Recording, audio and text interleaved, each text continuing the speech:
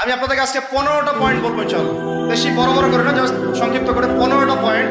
এই পয়েন্টগুলো আমাদেরকে রমাজানের আগেই নিজের মাথায় ঢুকাইতে হবে, পাক্কা নিয়াত করতে হবে। আল্লাহ পাক যেন আমাকেও তৌফিক দেন, আপনাদের সবাইকে তৌফিক দান করেন।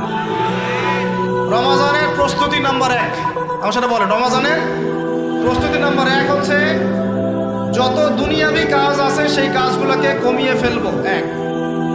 দুনিয়াবি কাজগুলো কি করবো? মানে দুনিয়াবি যত কাজ, যত ব্যস্ততা যা আছে এগুলোকে কমায় নিয়ে আসবো, যাতে রমজান মাসে আমাকে বেশি বাইরে দুনিয়াবি প্রয়োজনে বাইরে বের হতে না, বেশি ব্যস্ততা আমাকে দুনিয়ার জন্য না করতে হবে। মনে করেন যে আপনি চাইলে এখন যদি সামর্থ্য থাকে রমাদান এবং ঈদের বাজার করে রাখতে পারেন, কারণ লাইলাতুল কদর নষ্ট করে ঈদের বাজার, রমজানের অনেক রুহানিয়াত নষ্ট করে দেয় দুনিয়াবি বাজার ঘাটে, তাই না?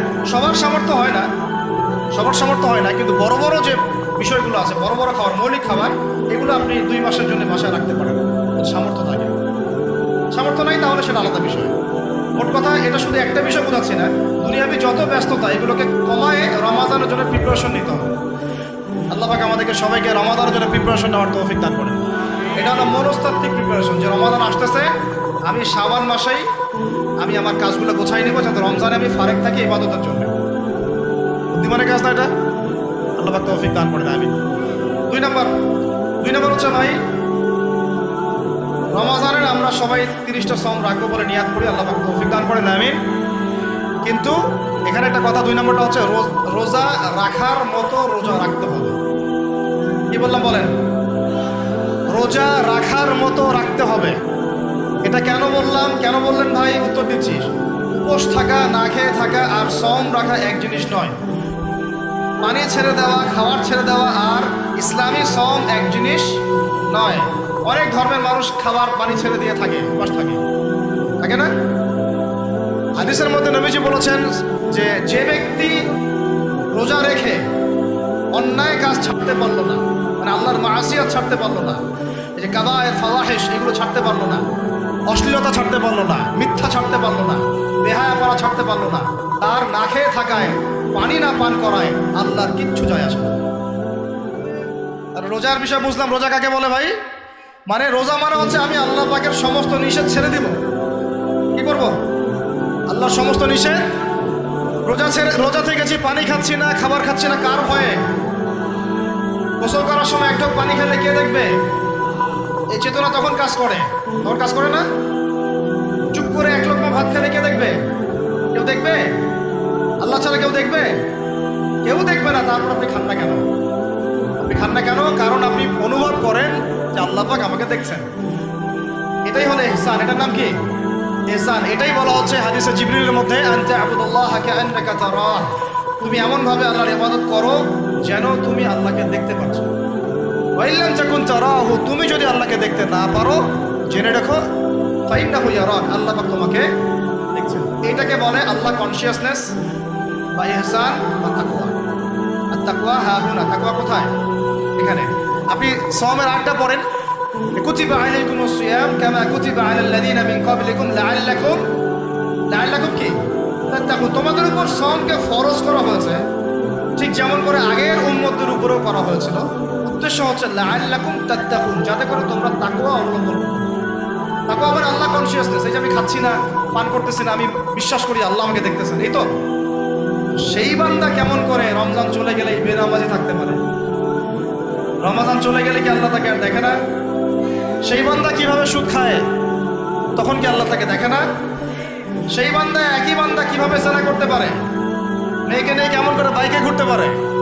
কেমন করে গায়রা মাহরামের সাথে আমরা ইয়ে করতে পারি, প্রিফিক্সিং করতে পারি? কেমন করে সে সমকামিতার দিকে ধাবিত হতে পারে? কেমন করে সে জুয়া খেলতে পারে? কেমন করে সে মাদক খাইতে পারে?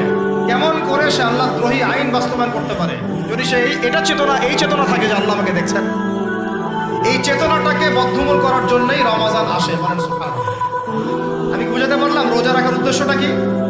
ওই জিনিসটাকেই আমাদের ভিতরে ইনস্টল করাই হলো উদ্দেশ্য। লাআল্লাকুম, সেটা বলেন লাআল্লাকুম তাত্তাকুন। তাকওয়া কি কিনতে পাওয়া যায় বাজারে? এই যে আল্লাহ পাক আমাকে দেখছেন, আমি খাবো, আল্লাহ আমাকে দেখছেন, আমি পান করতে পারবো না, আমার রেস্ট্রিকশন আছে, পিপাসায় গলা ফেটে যাচ্ছে একেবারে রোদের মধ্যে, তাও খাচ্ছি না কেন? কার ভয়ে? ওইটাই জীবনের সব ক্ষেত্রে বাস্তবায়ন করার জন্যই রমজান আসে। বুঝতে পারি নাই? ওই চেতনাটাই, একই চেতনাটাই জীবনের সবগুলো কাজে বাস্তবায়ন করার জন্য কি আসে? রমাদানের সমাস।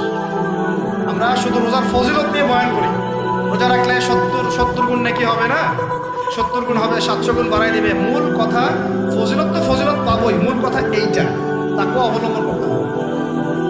আল্লাহ পাক আমাদেরকে তৌফিক দান করেন। কটা বলছি বলেন ভাই? 2টা মনে থাকবে। 1, দুনিয়াবি কাজ কমায় ফেলা। 2, কি রোজা রাখার মতো রাখা। 3 নাম্বার হচ্ছে, এটা আমার নিজস্ব একটা পরামর্শ আর কি। 3 নাম্বার হচ্ছে রোজা রাখার জন্য আমাদের সাহারি করতে হয়, ইফতার করতে হয়। এই তো আল্লাহর বাস্তে সাহারি এবং ইফতারে মুসলমানের মতো খাবার খাবেন, জানোয়ারের মতো খাবার খাবেন। সাহারি এবং ইফতার এই দুটোতে কি খাবেন? মুসলমানের, মুমিনের মতো খাবার খাবেন, জানোয়ারের মতো খাবার খাবেন। আল্লাহ পাক বোঝার তৌফিক দান করেন। মানে আমরা কিন্তু সাহারিতে কি করি জানেন? 7 পেট খাই। কয় পেট? নবীজি বলেছেন খাবে পেটের 1 ভাগ খাবার, 1 ভাগ পানি, 1 ভাগ, আবার বলি 1 ভাগ খাবার, 1 ভাগ পানি, 1 ভাগ। কার পেট খালি আছে এখন খাওয়ার সময়? খাওয়ার টেবিলে আমাদের ওস্তাদরা বলেন যে মুসলিম উম্মাহ, আমাদের ওস্তাদরা বলেন যে মুসলিম উম্মাহ খাবার টেবিলে হেরে গেছে, সে কখনো জিহাদের মাঠে জিততে পারবে না। যেতে পারেন না? যেতে পারলাম না মনে হয়। যারা খাওয়ারের টেবিলেই হেরে গেছে, এখানেই তো আপনি সুন্নাহ মাফিক খাইতে পারতেছেন না, প্রবৃত্তির কাছে হেরে গেলেন। গপ গপ গপ গপ করে খাচ্ছি 7 পেট ভর্তি করে। এখানে তো খাবারের সামনে হেরে গেলাম, প্রবৃত্তির সামনে। সে আবার কাফেরদের সাথে জিতবে কেমনে? জিতবে আগে নিজের প্রবৃত্তির উপর জিহাদে তো জিততে হবে। আমার মন চাচ্ছে যে না করি, করবো না, এটার নাম জিহাদ, এটাও জিহাদ। মন চাচ্ছে সুদ খাই একটু, খাবো না, এটার নাম কি? জিহাদ। মন চাচ্ছে নামাজ না পড়ি, ঘুমায় থাকি, মন চাচ্ছে না, মন বলতেছে ঘুমাই ঘুমাই ঘুমাই, কিন্তু নামাজ পড়তে হবে। এই উঠলাম, অজু করলাম, গেলাম, এর নাম কি? এটাও এক প্রকার কি? বরং নফসের সাথে জিহাদটা অনেক বড় জিহাদ বলা হয়েছে, বলা হয় নাই? এটা মানুষকে শক্ত করবে। একটা মেয়ের সাথে প্রেম করতে মন চায়, করবো না, ওকে দেখবো না, যাবো না কাছে, এটা শক্ত থাকার নাম কি? এটা মনে নফসের সাথে কি বুঝেন? আল্লাহ পাক আমাদেরকে নফস শক্ত করার তৌফিক দান করেন। ভাই খাবার ইফতারেও এভাবে 7 পেট খাবেন না, সারিতেও খাবো না, কথা করি তো ইনশাল্লাহ। শোনেন, পরিমিত খাবেন, পুষ্টিকর খাবার খাবেন, পরিমিত খাবেন কিন্তু পুষ্টিকর খাবার খাবেন, তাহলে যথেষ্ট হবে ইনশাল্লাহ। আর এখনকার যে খাবার, এতে বেশিরভাগই ভেজাল। যত বেশি খাবো তত দ্রুত অসুস্থ হবো। এই যে আমরা দিন দিন যে দুর্বল হয়ে যাচ্ছি, বুঝতে পারতেছেন না আপনারা? এটা দিন দিন যে আমরা আগের জেনারেশনের মতো শক্ত না। আমাদের দাদারা, তার দাদারা যেরকম স্ট্রং ছিলেন, আমাদের ইয়াংরাও কিন্তু অত স্ট্রং। ইয়াং ছেলেকে আপনি এখন 50 বছরের একজন মুরব্বীর সাথে পাঞ্জা লাগায় দেন, পারবে না, ওই চাচাই জিতবে। এটার কারণ হচ্ছে ভেজাল খাবার, ভেজাল পরিবেশ, ভেজাল সব কিছু। আমরা যা খাচ্ছি বেশিরভাগই বিষ। আর আল্লাহর কসম, এগুলো মনিটর করার দায়িত্ব সরকারের, এগুলো মনিটর করার দায়িত্ব প্রশাসনের। এদেরকে মোবাইল কোর্টের আওতায় নিয়ে এসে একদম 1 বছরের জন্য ঢুকাইতে ভিতরে। আইনের সঠিক প্রয়োগ হলে এমনি সিধা হয়ে যাবে। বাঙালিদেরকে শুধু মিষ্টি মিষ্টি কথা বলে কাজ হবে না, মাঝে মাঝে কঠিন শাসন লাগে। বড় বড় কান্ট্রিগুলো আপনারা দেখে আসেন, মনে করেন রাস্তায় ড্রাইভিংয়ের সীমা দেওয়া আছে 100 কিলো, ওরা যদি 110 120 চালায় কেউ কিচ্ছু বলবে না, কোনো ট্রাফিক পুলিশও নাই।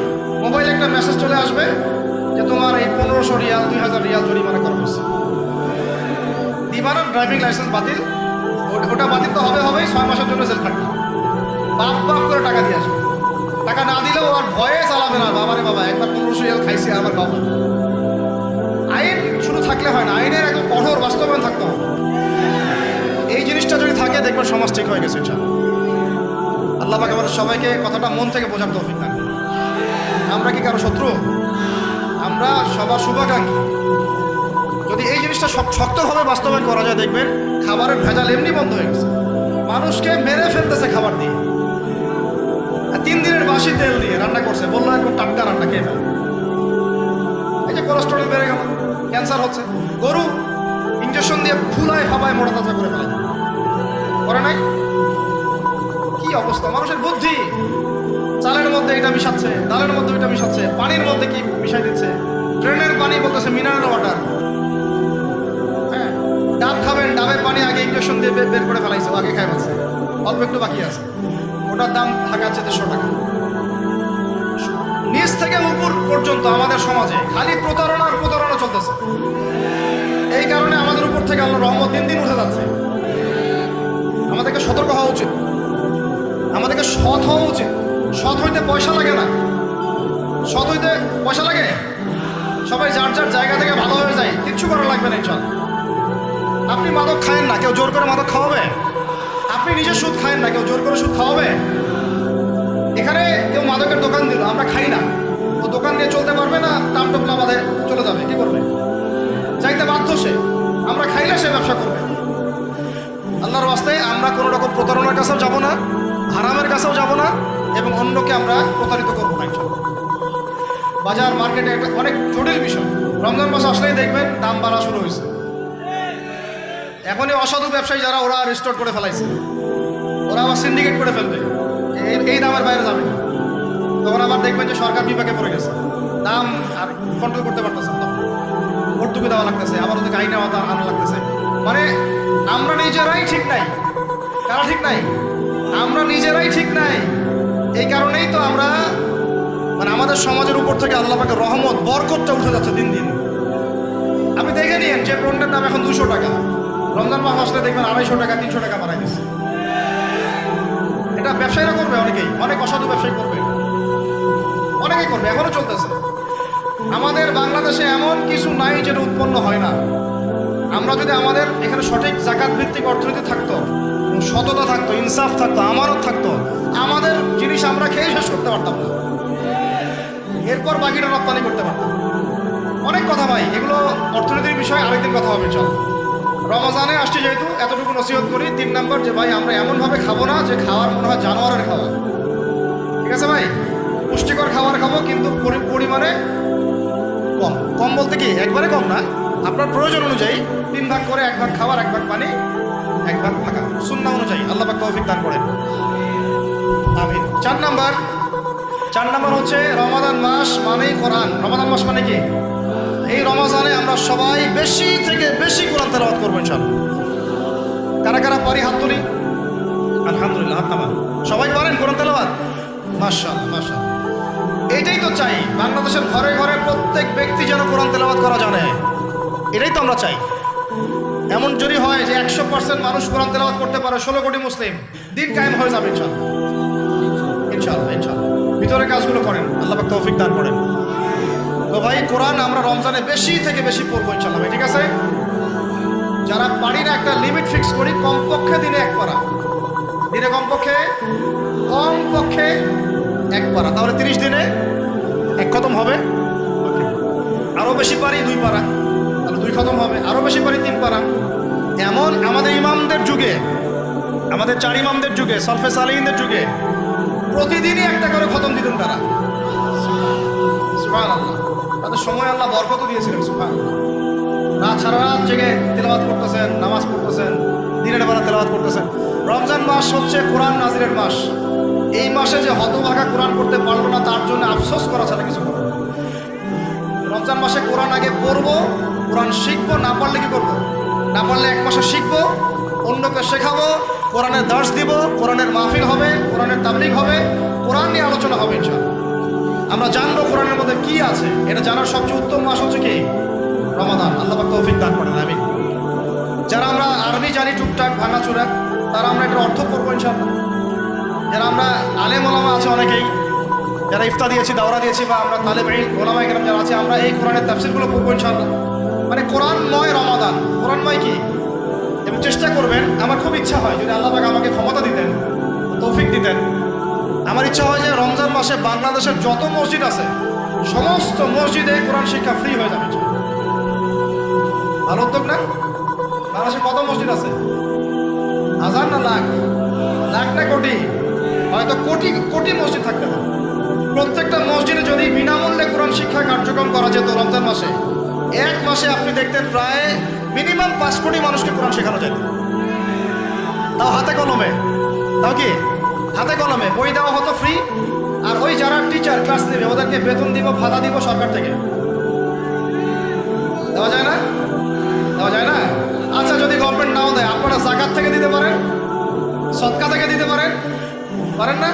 নিজেদের পকেট থেকে দিতে পারেন, নিজের ব্যবসা থেকে দিতে পারেন, এলাকা ভিত্তিক দিতে পারেন। কত উৎস আছে না? যদি এভাবে প্রত্যেকটা মসজিদ থেকে কোরআন শিক্ষা কার্যক্রম চালু করা হয় রমজান মাসে, আমরা দোয়া করি আল্লাহ পাক যেন এই কথাটা পৌঁছে দেন উপরের লেভেলে, এবং তারা উদ্যোগ নেয়। জানি না উদ্যোগ নেবে কিনা, আমাদের দায়িত্ব পৌঁছে দিল।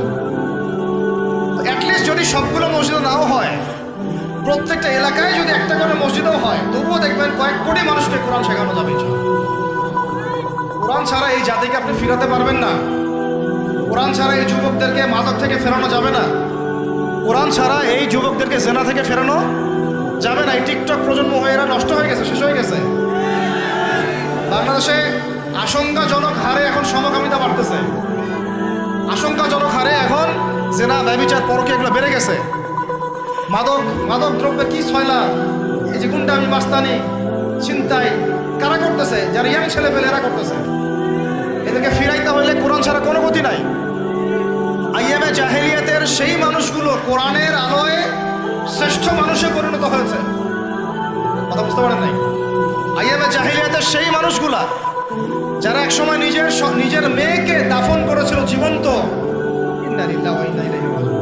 চিন্তা করা যায়?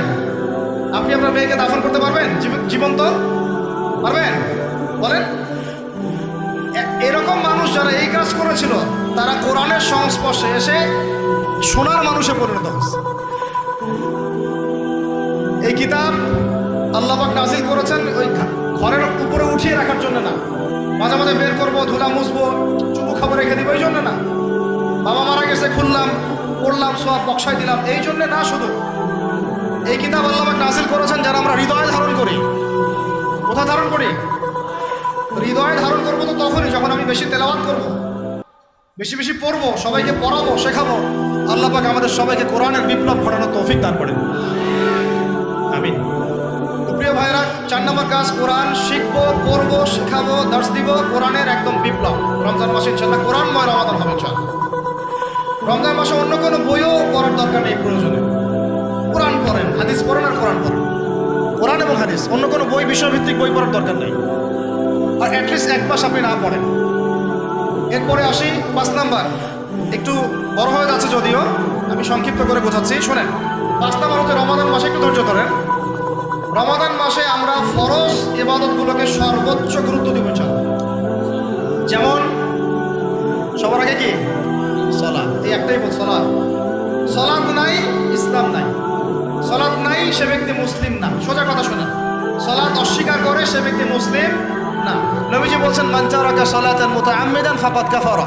কেউ যদি ইচ্ছা করে সালাতকে অস্বীকার করে, ছেড়ে দেয়, সে ব্যক্তি কি হয়? কাফারা, কুফরি করে।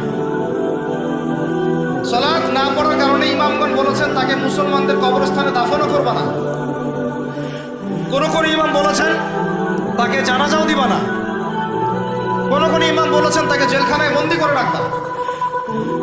কোন কোন ইমাম বলেছেন তাকে মৃত্যুদণ্ডের শাস্তি দিবা। আমি এমনি বলতেছি না, ইমামদের কওলগুলো পড়ে দেখেন। নামাজ না পড়াটা যেমন তেমন পাপ না তো, ইচ্ছা হইলে পড়লাম, ইচ্ছা হইলে পড়লাম না, এমন না। যারা নামাজি তারাও যদি নামাজে সচেতন না হয়, তাদের জন্যও শাস্তি আছে। নাউযুবিল্লাহ। ফাওয়াইলুল লিল মুসাল্লিন আল্লাযীনা হুম আন সালাতিহিম সাহুন আল্লাযীনা হুম ইউরাউনা ওয়া ইয়ামনাউনাল মাউন। এখানে বলা হচ্ছে মুসল্লিদের জন্য দুর্ভোগ, যে মুসল্লিরা নামাজ সম্পর্কে গাফেল, উদাসীন। আবার যারা মানুষকে দেখানোর জন্য নামাজ পড়ে এবং এই যে ছোটখাটো সাহায্য করতে অস্বীকৃতি জানায়, সূরা মাউন পড়েন। তাহলে মুসল্লিদের জন্য গাফেলতির যদি শাস্তি হয়, তাহলে যারা পড়ে না ওদের কি হবে বলেন? ওই যে ওই সূরাটা কি এর নাম? মুজাম্মিল না মুদাসসির? হাফেজে কোরআন কি আছে? মা সালাকাকুম ফি সাকার। জাহান্নামে যখন ঢুকানো হবে, এই ফেরেশতারা জিজ্ঞাসা করবে, কিসে তোমাদেরকে জাহান্নামে নিয়ে আসলো? কি পাপ করছিলা? তারা বলবে, তখন তারা বলবে ক্বালু, তারা বলবে, ওই জাহান্নামীরা বলবে, লাম নাকু মিনাল মুসাল্লিন। কি বলবে তারা? লাম নাকু মিনাল মুসাল্লিন, আমরা মুসল্লি ছিলাম না, আমরা নামাজ পড়তাম না। তাহলে বেনামাজির পরিণতি কি বলেন? জাহান্নাম। ওয়া লাম নাকু নুতঈমুল মিসকিন, আর আমরা মিসকিনদেরকে খাবার দিতাম না। সুবহানাল্লাহ। আল্লাহ পাক আমাদেরকে সালাত আদায় করার তৌফিক দান করেন। রমাদান মাসে শক্ত করে নামাজ ধরবেন ইনশাআল্লাহ, আল্লাহ পাক তৌফিক দান করেন। 5 ওয়াক্ত নামাজ চেষ্টা করবো জামাতে পড়ার জন্য। যদি জামাত ছুটেও যায় তাও পরে জামাত করে নেবেন, সেটাও না পড়েন অ্যাটলিস্ট বাসায় পড়বেন। রাজি আছেন? এই যুবকরা কি হলো, বসো বসো, অল্প সময় বসেন। আরে আপনাদের চেয়ে আমার তারা বেশি, আমি 4 ঘন্টা সফর করে আসছি, আবার 4 ঘন্টা সফর করতে হবে আমাকে। আপনারা তো এখান থেকে বাসায় চলে যাবেন 4-10 এত ব্যস্ত কেন? বসেন। এখন কথা হচ্ছে যে নামাজের সাথে আরো অনেক ফরজ আছে না? যেমন পর্দা কি ফরজ না? ফরজ না? যাকাত ফরজ না? ফরজ না? তারপরে আল্লাহ পাকের আনুগত্য করা, এটা ফরজ না? ফরজ না? রাসূলের আনুগত্য, তাওহীদ ফরজ না? সুন্নত? এই জিনিসগুলো, ফরজগুলোকে শক্ত করে ধরবো ইনশাআল্লাহ। রাজি আছেন? 4 নম্বর হচ্ছে রমজান, এটা কি 5 নম্বর না? 5 নম্বর রমজান মাসে ফরজ ইবাদতগুলোতে সর্বোচ্চ গুরুত্ব দিব ইনশাআল্লাহ। রাজি? 6 নম্বর হচ্ছে, এটা কত? 6 বলছি? 5। 6 নম্বর হচ্ছে ফরজের পাশাপাশি সুন্নত এবং নফলের পাবন্দি। ফরজের পাশাপাশি সুন্নত এবং নফলের পাবন্দি মানে দেখেন, ফরজ নামাজের আগে পিছিয়ে অনেক নামাজ আছে না সুন্নত? দৈনিক 12 রাকাত সুন্নত যে ব্যক্তি পড়বে তার জন্য জান্নাতে ঘর নির্মাণ করা হবে। কোন 12 রাকাত? ফজরের আগে 2, ফজরের আগে, জোহরের আগে 4, তারপরে 2, তারপরে মাগরিবের পরে, এশার পরে, মোট কত হইল? 12। এই 12 রাকাত নামাজ যে ব্যক্তি দৈনিক পড়বে তার জন্য জান্নাতে ঘর নির্মাণ করা হবে। রমজান ছাড়া এগুলো ধরার উত্তম কোনো সময় আছে? অনেক সময় মিস হয়ে যায়, রমজানে যেন ধরি আমরা, আল্লাহ পাক তৌফিক দান করুন।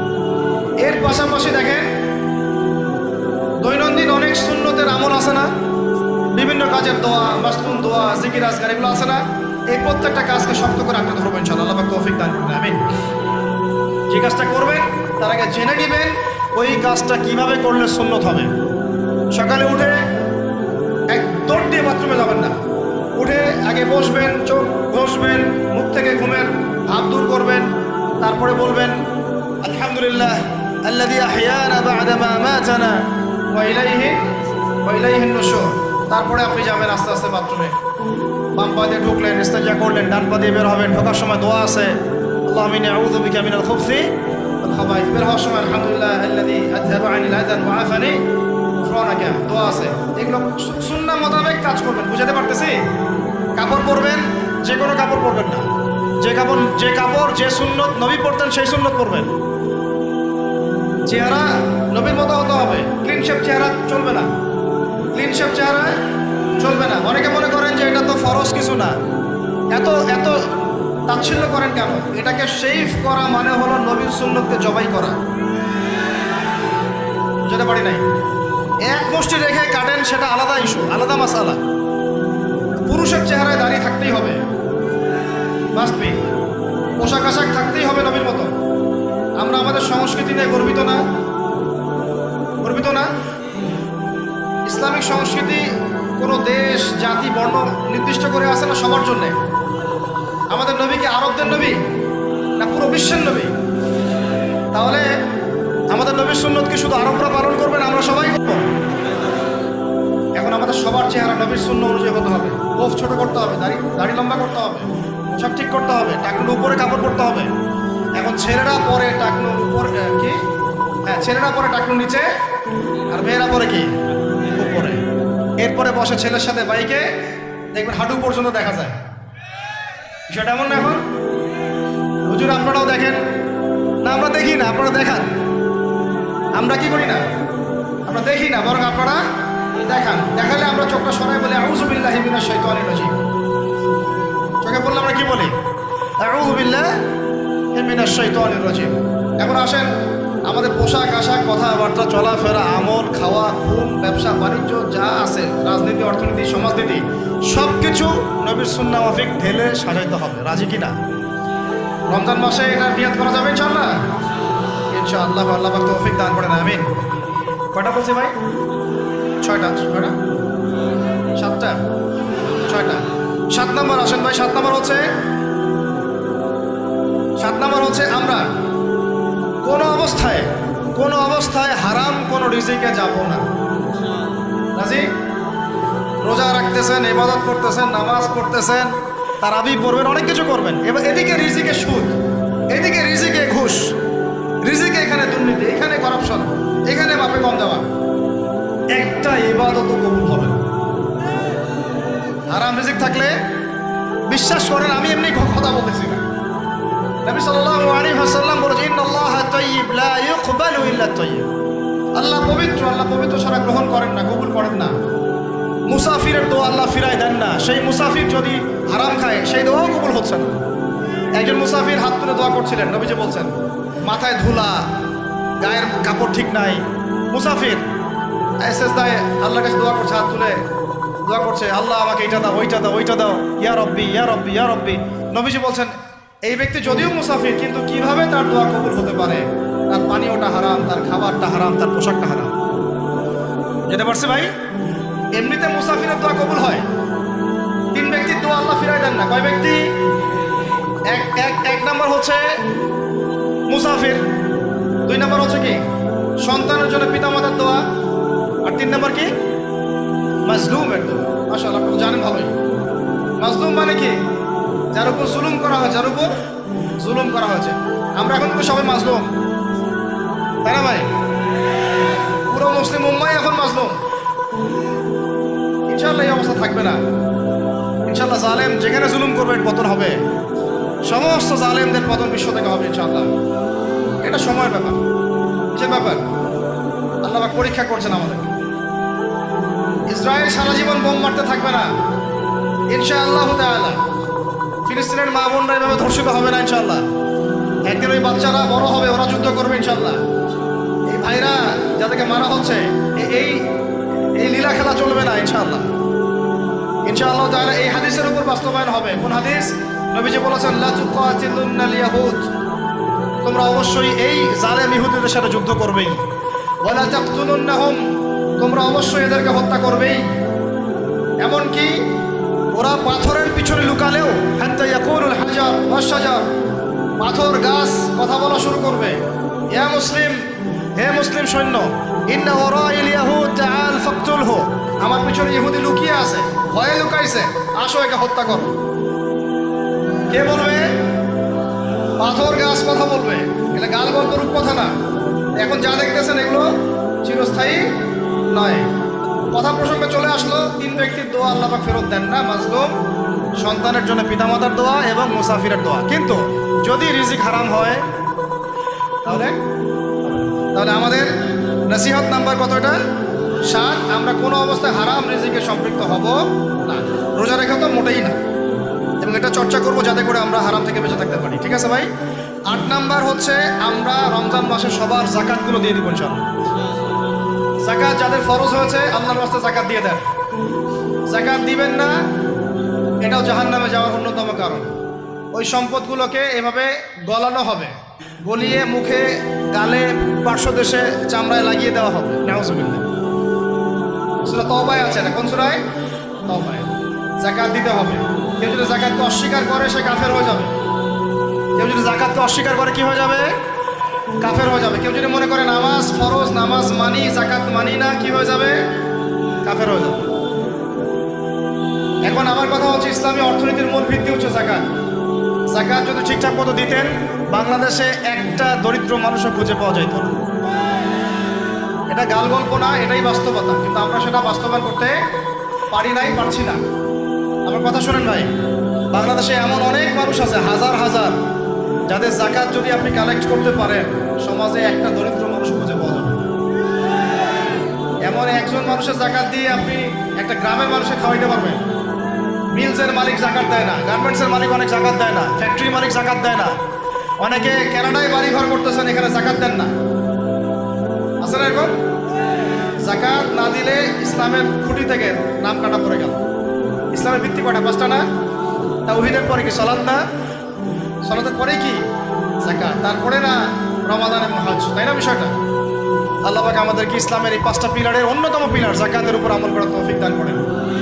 কয়টা বললাম ভাই? 8টা। 9 নাম্বার হচ্ছে যাকাত যাদের ফরজ হয় না। আচ্ছা, যাকাত সম্পর্কে 2টা কথা।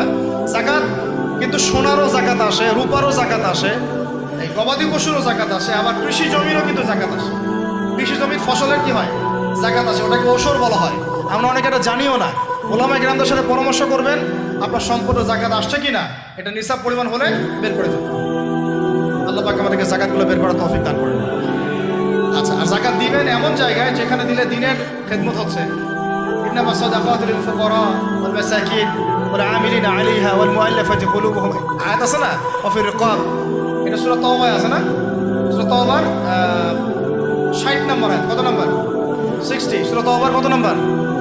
এই সূরার 60 নম্বর আয়াতে যাকাতের 8টা খাত বর্ণিত আছে। এই যে কোনো খাতে আপনি দিতে পারেন, তবে আমার পরামর্শ দিনের রাস্তায় ফি সাবিলিল্লাহ এগুলোতে যাকাত দিলে ভালো হবে, আত্মীয়দেরকে দিলে ভালো হবে, মিসকিনদেরকে দিলে ভালো হবে। ইনশাআল্লাহ আল্লাহ পাক তৌফিক দান করেন। তো এটা হলো 8। 9 নম্বর হচ্ছে 9 না 8? 8 শেষ হলো। 9 নম্বর। 9 নম্বর, যাকাত ছাড়াও আমরা বেশি বেশি দান সদকা করবো। রমজানে বেশি বেশি সদকা করবেন, বেশি বেশি সদকা।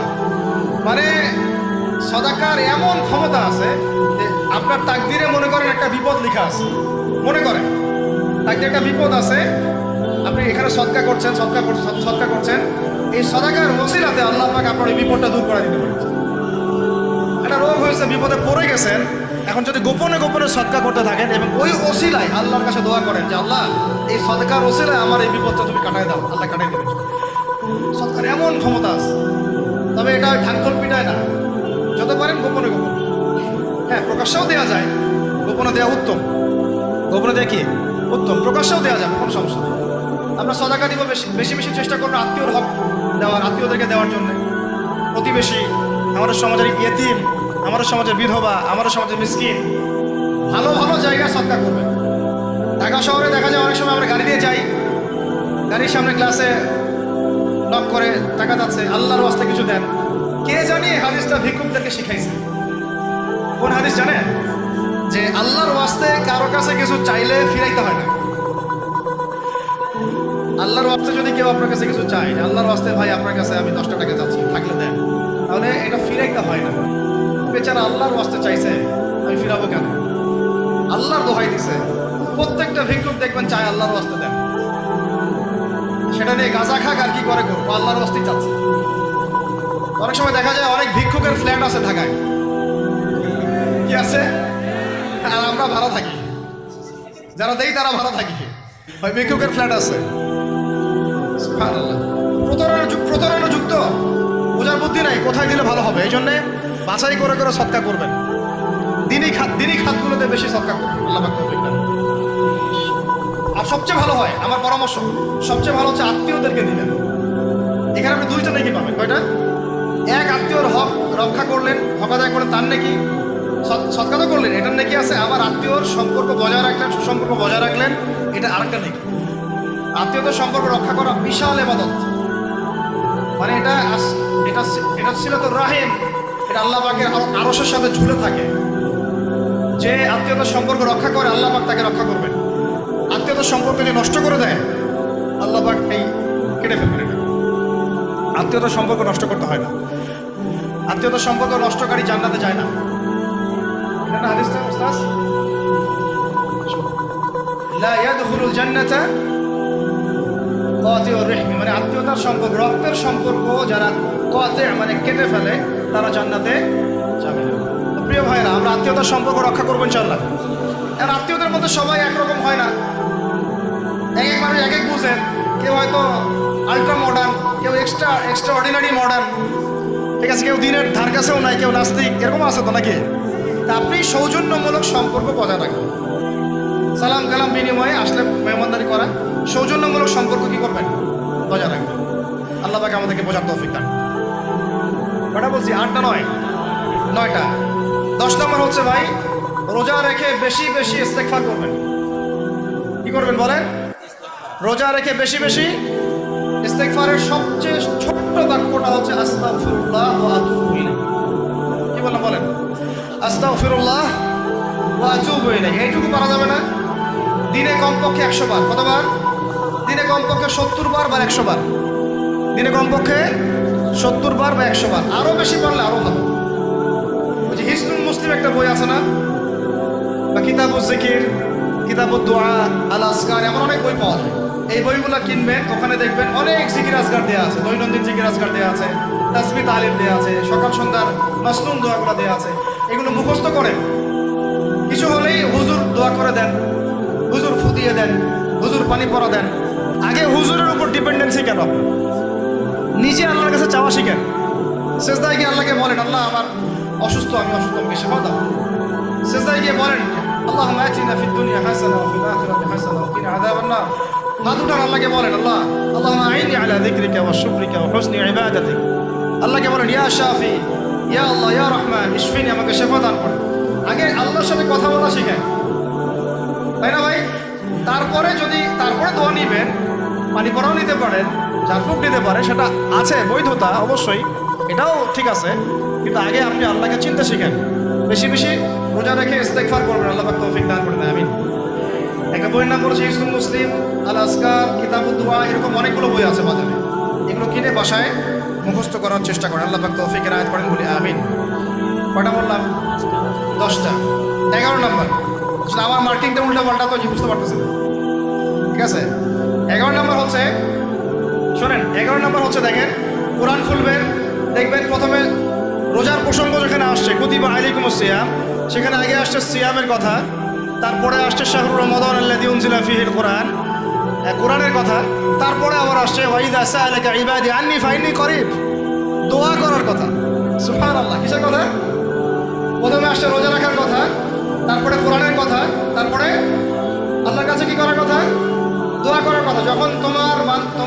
যখন আমার বান্দারা তোমাকে জিজ্ঞাসা করে, যে আমার সম্পর্কে জিজ্ঞাসা করে, ওয়াইদা সাআলাকা ইবাদি আন্নী, বলো ফাইন্নী করিব, আমি কাছেই আছি, উজিবু দাওয়াতাদ দাঈ ইযা দাআন, দোয়াকারী যখন দোয়া করে আমি তার দোয়া শ্রবণ করি। সুবহানাল্লাহ, ফালিয়াস্তাজিবু লি ওয়ালিউমিনু বি, আমি তার দোয়া শুনি, অতএব সেও যেন আমার কথা শুনে, সুবহানাল্লাহ, এবং আমার প্রতি ঈমান নিয়ে আসে। তাহলে রোজা রেখে বেশি বেশি কি করব বুঝে ফেলছেন? কি বলেন? দোয়া করবেন। কোরআনের পরে কিসের কথা আসছে? রোজাদারের দোয়া ফেরত দেওয়া হয় না। দোয়া কবুল হওয়ার অন্যতম একটা অস্ত্র হচ্ছে রোজা রেখে দোয়া করা। কেমন করে ফেরত দিবে? আল্লাহর জন্য আমরা না খেয়ে আসি, তাই না? আল্লাহ পাকের মায়া হবে না, দয়া হবে না? আমার বান্দা না খেয়ে আছে, আমার বান্দা পানি ত্যাগ করছে, আমার বান্দা স্ত্রী সহবাস ত্যাগ করছে, হালালগুলো ছেড়ে দিয়েছে আমার জন্যে, তা আমি কেন তার দোয়া? অবশ্যই আল্লাহ পাক উপযুক্ত মনে করলে দোয়া কবুল করবেনই করবেন ইনশাআল্লাহ। দোয়া করার পদ্ধতি জানতে হবে, হারাম খাওয়া যাবে না, শিরিক করা যাবে না, বেদাত করবো না ইনশাআল্লাহ। দোয়া করার আগে আল্লাহর প্রশংসা করব, নবী সাল্লাল্লাহু আলাইহি ওয়াসাল্লামের প্রতি দরুদ পড়ব, ঠিক আছে? দোয়া কবুলের সময়গুলো বেছে বেছে দোয়া করব, ইনশাআল্লাহ দোয়া কবুল। আল্লাহ পাক আমাদেরকে রোজা রাখা অবস্থায় বেশি বেশি দোয়া করার তৌফিক দান করুন। কটা হচ্ছে? 11। 12 নম্বর হচ্ছে রমজান মাসে তারাবির নামাজ জামাতে পড়ব। কি বললাম বলেন? রমজান মাসে সালাতুত তারাবি জামাতে পড়ব। এখন আমি আরো 3টা কথা বাড়াই দিচ্ছি, কেউ হজম করতে পারলে করেন, যদি না করতে পারেন বদহজম হয়ে যায়, কিছু করার নাই। বদহজম যদি হয়ে যায়, পরে আমাদের সাথে মাদ্রাসায় এসে বসেন, কিতাবপত্র খুলে দেখাবো, কথা হবে ইনশাআল্লাহ, ঠিক আছে? অনলাইন গরম করার দরকার নাই। রমজান মাসে আমরা তারাবির নামাজ পড়বো ইনশাআল্লাহ জামাতে। কোথায়? জামাতে ইনশাআল্লাহ। 1। 2 নম্বর, তারাবির নামাজ পড়বো 20 রাকাত। কত রাকাত? 20 রাকাত। আর যদি বলেন যে আমি ভাই কম পড়েন আপনি বাসায়, কোনো সমস্যা নেই, আপনি আপনার মতো করে বাসায় পড়েন, কোনো সমস্যা নেই।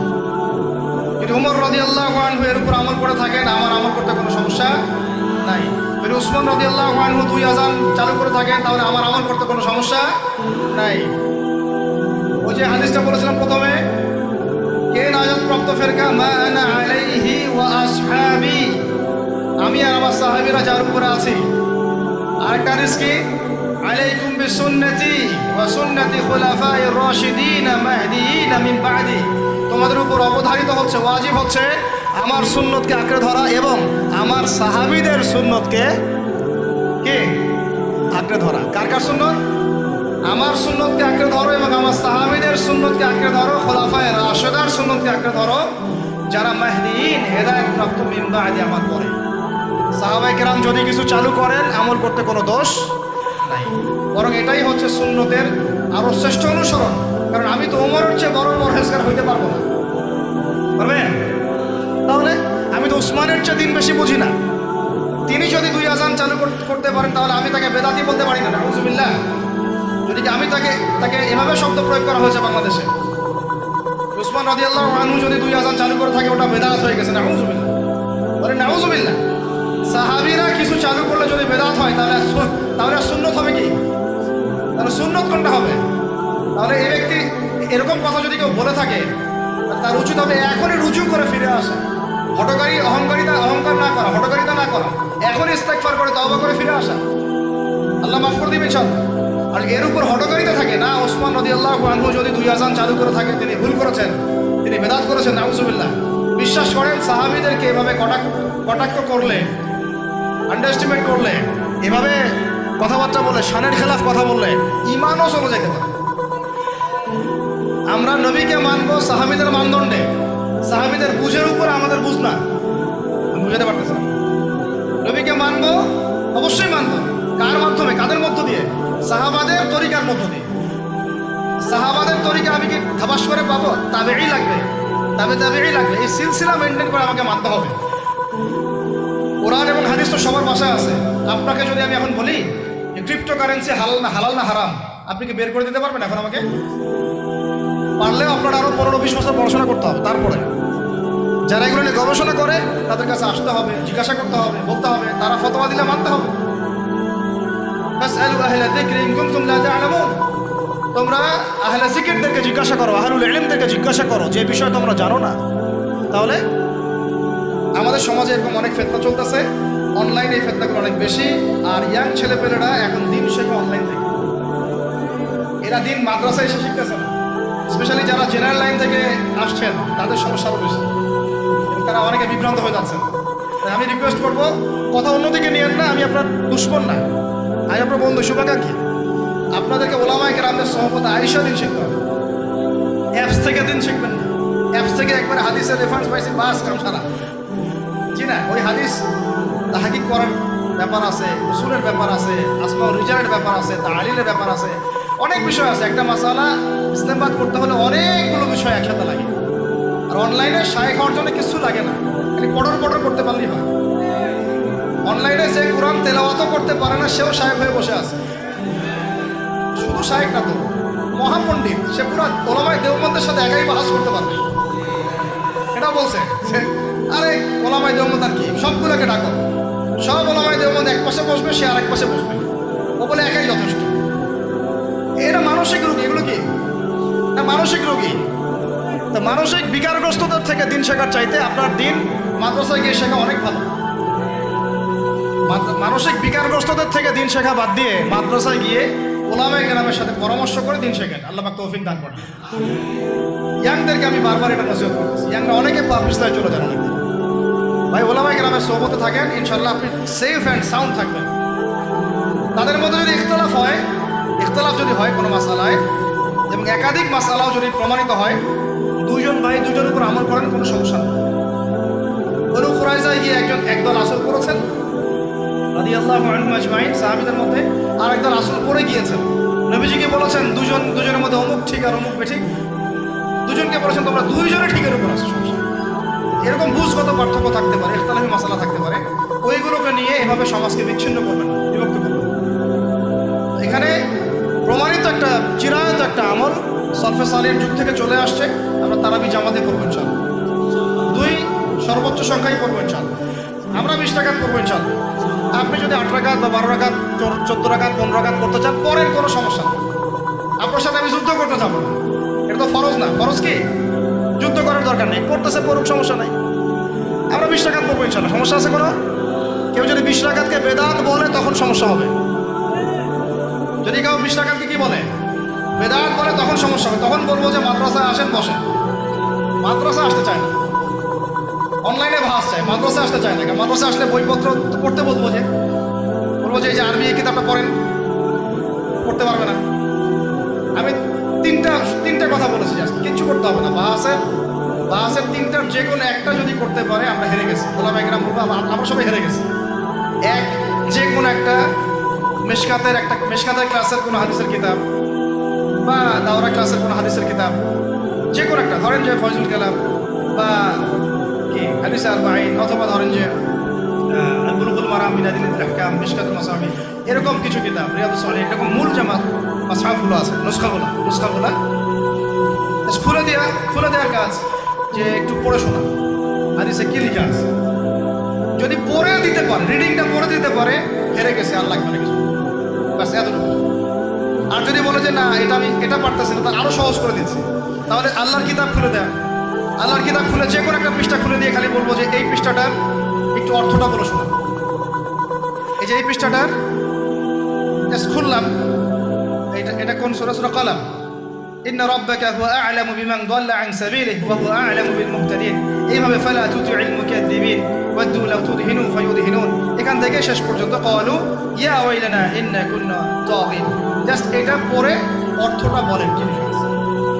যদি অর্থ বলতে পারে, হেরে গেছি, বাস, আর কিছু লাগবে না। এটাও যদি না পারে, তৃতীয় অপশন, লাস্ট, যে কোনো একটা পৃষ্ঠা খুলে বলবো যে ভাই, এ আমার দিনী ভাই, মুসলিম ভাই, শুধু এইটাকে রিডিংটা পড়ে শুনুন, অর্থ করতে হবে, সহি শুনতে পারবো। যদি পড়তে পারেন, হেরে গেছে। আর কিছু বলতে পারবো? আর কিছু বলার আছে?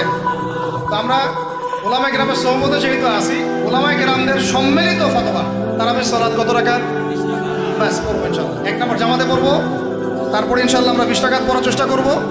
বাধ্যতামূলক না ভাই, আপনি চাইলে অল্প করে চলেও যেতে পারেন। আপনি টায়ার্ড হয়ে গেছেন, 10 রাকাত পড়ছেন, 12 রাকাত পড়ছেন, বাসায় গিয়ে বাকিটা পড়বেন বা পরে পড়বেন, বা পড়লেনও না, গোনাহ হবে না। কিন্তু একটা চিরায়ত, আপনি চিরায়ত একটা সুন্নাতকে বেদাত বলতে পারেন না। বেদাত বললে তখন আপনার সাথে বাহাস হবে। কি হবে? বাহাস হবে। আর 3 নম্বর কথা হচ্ছে, তারাবির সালাত আমরা খতমে তারাবি পড়বো ইনশাআল্লাহ, একদম খতমে তারাবি। এটা নিয়ে আমার কথা উঠছে, খতমে তারাবি বেদাত। আরে ভাই, রমজান মাসে যদি কোরআন খতম না দেয়, কোন মাসে খতম দিবে? এখনো তো মক্কা মদিনায় আপনি দেখবেন কি হচ্ছে, খতমে তারাবি এখনো ওখানে হচ্ছে। ওখান থেকে জোরে আমিন নিয়ে আসতে পারেন, 20 টাকার তারাবি আনতে পারেন না? ওখান থেকে আপনি রফুল ইয়াদাইন নিয়ে আসতেছেন, ঠিক আছে, ওকে ফাইন, আমরা কোনো ঝগড়া করতেছি না, এটা আছে, দলিল আছে, আমল করুক, সমস্যা নাই। কিন্তু আপনি সেখান থেকে খতমে কোরআন নিয়ে আসতে পারতেছেন না। আমরা কিছু নিব না, এমন কেন হচ্ছে? কে বলছে যে তারা কোনো মাযহাব ফলো করে না? তারা হাম্বলি ফিকহ ফলো করে, চলে। তারা একটা নির্দিষ্ট এবং 4 মাযহাবের 4টা ফিকহের ব্যাপারে তারা উদার। বড় বড় বিশ্ববিদ্যালয়গুলোতে 4টা মাযহাবের গভীর পড়াশোনা করানো হয়। এরপরে যদি কেউ মুস্তাহিদ হয়ে যায়, সে তখন ইজতিহাদ করে চলবে ইনশাআল্লাহ। কিন্তু ওই রকম দাবি কয়জন করতে পারে যে আমি মুস্তাহিদ হয়েছে? আল্লাহ পাক আমাদেরকে তৌফিক দান করেন, এগুলো কথা বোঝার তৌফিক দান করেন। এগুলো বলতে চাইনি, প্রসঙ্গ এসে গেল, বলে ফেললাম। এখন ভাই বলেছি, তারাবির নামাজ জামাতে, খতমে তারাবি চেষ্টা করবো ইনশাআল্লাহ 20 টাকা পড়বো। আল্লাহ পাক তৌফিক দান করেন। কত বললাম ভাই? 12, 7, 3টা, 13, 14, 15। 13 হচ্ছে শেষ রাত্রেও কিছুটা সময় হলেও আল্লাহকে ডাকার চেষ্টা করেন, সুন্নত নফল কিছু করার চেষ্টা করেন, দোয়া করেন, কিছু কোরআন তেলাওয়াত করেন। ওই সময় আল্লাহ পাকের রহমত নেমে আসে। আল্লাহ পাক আহ্বান করতে থাকেন, কে আছো আমার কাছে চাইবা, কে আছো আমাকে ডাকবা, কে আছো আমাকে আমার কাছে কিছু চাইবা, ডাকবা, ক্ষমা প্রার্থনা করবা, আমি তোমাকে ক্ষমা করে দিব, আমি তোমাকে যা চাও তাই দিব, আমি তোমার ডাকে সাড়া দিব। এইভাবে আল্লাহ পাক ফজর পর্যন্ত বলতে থাকে।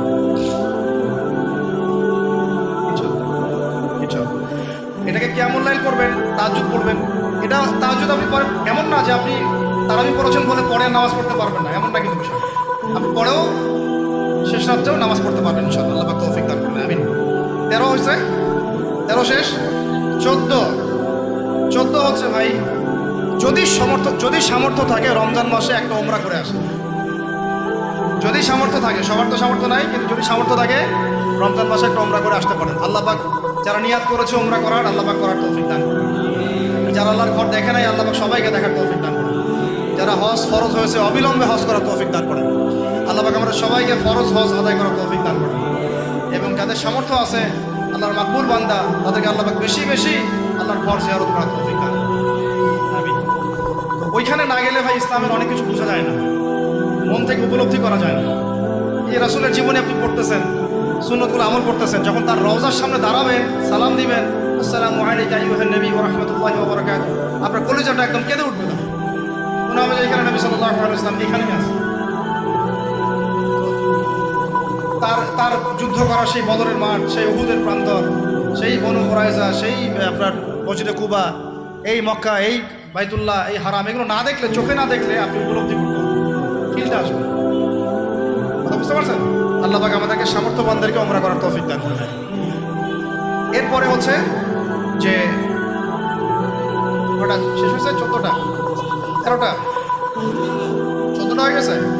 আচ্ছা, শেষটা হচ্ছে রমজানে আমরা আমাদের আশপাশের সমাজের যত দরিদ্র মানুষ আছে, অসহায় দরিদ্র ইয়েতিম বিধবা মিসকিন এরকম মুসলিম যারা আছে তাদের সবাইকে ইনশাআল্লাহ রমজানের পণ্য সামগ্রী খাদ্য সামগ্রী বিতরণ করবো। এই উদ্যোগটা আমরা সবাই নেই তো আল্লাহ পাক নেওয়ার তৌফিক দান করে। প্রত্যেকটা এলাকা ভিত্তিক যুবকরা দাঁড়ায় যাও, হালাল যাদের অর্থ ওদের থেকে কালেকশন করো, করে প্যাকেট রেডি করো। এক পাশে রমজানের প্যাকেজ, চাল ডাল ছোলা বুট যা যা হয়, রমজানের প্যাকেজটা করে সমাজের নিম্নবিত্ত, একদম নিম্নবিত্ত নিম্ন মধ্যবিত্ত, নিম্নবিত্তরা চেয়ে খাইতে পারে, নিম্ন মধ্যবিত্তরা কিন্তু চেয়েও খাইতে পারে না, ওদের গায়ের হতে লাগে, তাই না? তাদের নাম লিস্ট করে করে সবার ঘরে ঘরে পৌঁছে দেওয়ার চেষ্টা করে আল্লাহ তৌফিক দান করে।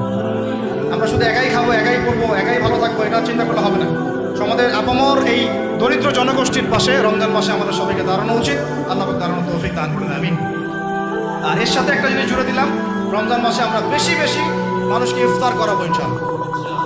কারণ যাকে ইফতার করাবেন এই রোজাদারের রোজার নেকি আপনার আমল নামায় যুক্ত হয়ে যাবে ইনশাআল্লাহ। অতএব বেশি বেশি ইফতার করাবো এবং রমজান মাসে ইফতার বিতরণ প্রজেক্ট এবং প্যাকেজ আমরা রেডি করবো ইনশাআল্লাহ। এবং সমাজের সমস্ত দরিদ্র মানুষ, অসহায় মানুষ, ইয়েতিম বিধবা মিসকিন তাদের ঘরে ঘরে আমরা গিয়ে পৌঁছে দেবো ইনশাআল্লাহ। আল্লাহ পাক আমাদেরকে এই কাজগুলো করার তৌফিক দান করে দেন আমিন। রমজান মাস কেন্দ্রিক এই 15টা নসিহত সবাই মনে রাখি, মাথায় রাখি, দিলের মধ্যে রাখি।